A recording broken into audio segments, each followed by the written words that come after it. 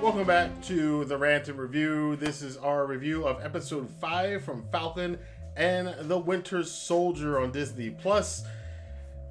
Woo, things kind of ramped up a lot on this show. Again, the first couple episodes kind of slow, just kind of like WandaVision, but by the episode 3 and on, it's just been a hellacious ride through a whole bunch of stuff and a whole lot of craziness. We're going to break down stuff that happened in episode 5 in this video. Before we get to that though, I do appreciate it if you guys are enjoying videos like this on the channel to hit the like button, the subscribe button, and the notification bell so you know when I have new videos coming out. We will be doing the season finale of The Falcon and the Winter Soldier next week, and then we're going to pick right up with Loki's series that'll be starting on Disney Plus, I believe, in the next 2 weeks. So this episode starts off with John Walker, U.S. agent, which he's now well on his way to becoming, running away from the scene of his decapitation of the flag smasher from the prior week, basically disrespecting the shield of Captain America. It's still got the blood dripping down it. He goes into a warehouse, and for a very brief period of time, you see a little bit of remorse as he's replaying everything in the head, replaying his friend dying, Battlestar, replaying all of that stuff, Lamar passing, all of that stuff in his mind. But then he senses that it's time to get back to work. Bucky and Sam show up, and they're like, "You gotta give up the shield, bruh."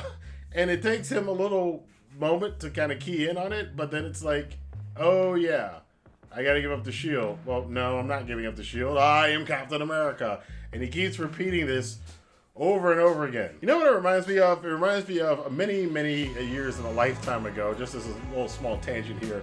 I used to do nightclubs and raves, and I had one party where there was a guy that was walking around who was on PCP talking about he had a broken back because he had a back brace on. And every time, because the cops got called, and they sprayed him in the face with pepper spray, and he just, "I have a broken back," and inhaled the pepper spray and kept fighting with the police. That's what we saw here from John Walker. He just basically just went PCP on us. He basically holding his own against the Winter Soldier and Falcon, almost kills Falcon at one point, rips off Falcon's wings, breaks Bucky's arm, but ultimately Sam and Bucky do get the advantage on him. Bucky gets the shield and lays it next to Sam, basically kind of like, "This is your fault, you should have never given this up. Kind of in a way, this is on you, but let's go fix it now." Sam comes back and he's, his equipment's done. Carly's in the wind. They don't know where she is or what she's doing. So he takes the shield and he decides he's going to try to give it back to Isaiah. And that's when things get really deep in the show and then really, really good. He tries to give the shield to Isaiah. As soon as he went there, I knew, like, Isaiah is not going to want that shield. And he even goes as far as to say, no, they would never give Captain America to a black man in the United States, and no self-respecting black man would take up that shield and those colors. Sam is listening to this very tragic story, which they pretty much just almost lifted verbatim from the comic books, about Isaiah and what he did to rescue his guys. And there's an interesting contrast there between, if you go back to the first Captain America movie, Captain America kind of did the same thing, where he disobeyed orders and went back across enemy lines to save his people, and he came back treated as a hero. Isaiah came back and they put him in jail for 30 years and experimented. And this is the nuance I wanted to see that they were going to get to in his character. I was kind of worried that they weren't going to go into Isaiah's story and he was just going to be angry black man in America thing. But fortunately, they did go into his story so you know why he is the way he is. And he's justified in feeling the way that he does about the country and the way he feels about those colors. And Sam is just kind of flabbergasted at this really, really sad story that he's been told. He leaves Isaiah's house and is like, you know what, I'm going to go home. Calls his sister Sarah up, goes back with her to go help her fix the boat. She's not going to sell anymore. And then we get this nice little bonding, about good 10-15 minutes of the show with Bucky and Sarah flirting a little bit, and that's always cute. But mainly Bucky and Sam kind of fixing up the boat, and we can find out that Bucky's actually pretty good at fixing up stuff. Maybe he's got a career besides killing people. He can fix boats and stuff. That'd be nicer than blowing holes to people's face. Meanwhile, John Walker's on trial, and they basically say that if it wasn't for the fact that he had this excellent service record before they made him Captain America, that they would have thrown him in jail at this point for what he did. And I get a sense that it's not so much that he did what he did, but he was caught on camera doing it in front of the entire world, and it just looked bad. It's basically a PR thing. And Johnny Walker, a little bit rightful in being angry, even though he's like a rage monster, but he's a little bit justified in being angry at them. They told him, in fact, the senator was the one that put the Captain America colors on him at the beginning of the show. And they told him to go out and do this stuff. He says this, and I did what you told me to do, and now I'll come back, and now you're mad that I did what you told me to do. And he's dishonorably discharged. He's not going to collect any benefits or anything. His wife is there.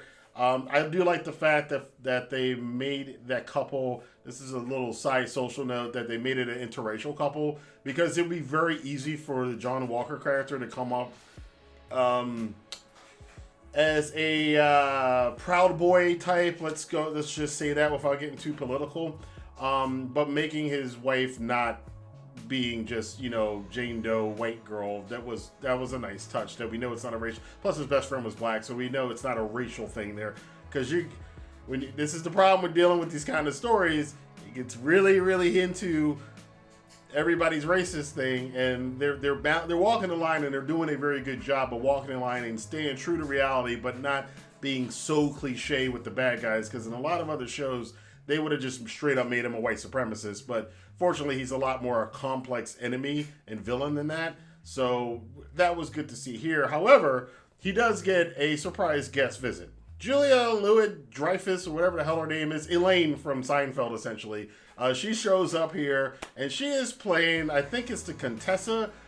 She's known as Madam Hydra, or Lady Hydra in the comic books, if I believe.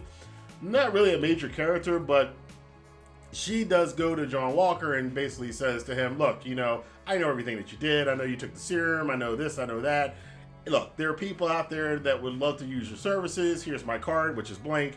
Johnny Walker he's not the brightest tool in the shed. He doesn't really get what's going on, but essentially what she's doing is recruiting him for whatever remnants of Hydra or whatever underground organization that she's got connections to be a hired gun, essentially. She's recruiting him to be a mercenary for some really nasty people. We catch up with Carly a little bit later. George St. Pierre is back out. And he's been let out. We find out that Sharon Carter is actually the one that facilitated the meeting with George St. Pierre, I'm just going to call him that, and Carly in the park. And their big plan is that they're going to this summit in New York to stop whatever is going to happen, these politicians from continuing this kind of repatriation thing or whatever they're doing by trying to get all the people who were returned from the blip and moving them around and everything else. Because again, the Flag Smashers' whole thing is that they want a world without borders, which is, again, ironically what Red Skull was talking about way back in the first Captain America, when he said, I see the future, there are no flags. And this is coming to fruition, and it's hard. They make the Flag Smashers a sympathetic antagonist. They're not really villains. Although Carly has done some pretty villainous stuff. I don't know if her character can really come back from that. If there's a redemption that a lot of the audience will buy. She's gone pretty far at this point in the story. But she's teaming up with George St. Pierre. He's not there for their politics. He just wants to kill Falcon. So we get all of that. Then we go back to Falcon and Winter Soldier. And Falcon, if you remember, was a counselor when Captain America first met him in the Winter Soldier movie. And he's counseling Bucky here because Bucky feels like his only attachment to humanity is the shield and the book that Steve gave him. And Sam counsels him through it. And we see Sam emerging because in a couple of the earlier episodes, Sam kind of seemed like the fish out of water with a lot of this stuff. But in the last episode or two, he's really kind of taking charge of everything, which is what I wanted to see from him in this show. And they did a very good arc with him kind of being kind of a little clueless, and then learning as he gets along, and then taking charge. And he completely takes charge, takes the shield, starts training with it, and he gets a little present from Wakanda after they basically pick up Zemo and take him off to the raft. That's a whole other story we're going to get into in another Disney show, I'm sure. But they gave Falcon a little present. And if those of you who don't know what it is, they've given him a new suit with new wings, and it's going to be made of vibranium. It's basically going to be his Captain America suit from the comic books when in the comic books Falcon became Captain America. It's probably going to look a lot like that. And Falcon, they're going to debut this on the final episode because next week is the series and season finale. I believe the season finale. There might be another season of Falcon and the Winter Soldier. We'll see. But it's all leading up to a big conclusion here where the Flag Smashers have people now everywhere. And they've got an army of people who are going to be marching on the summit.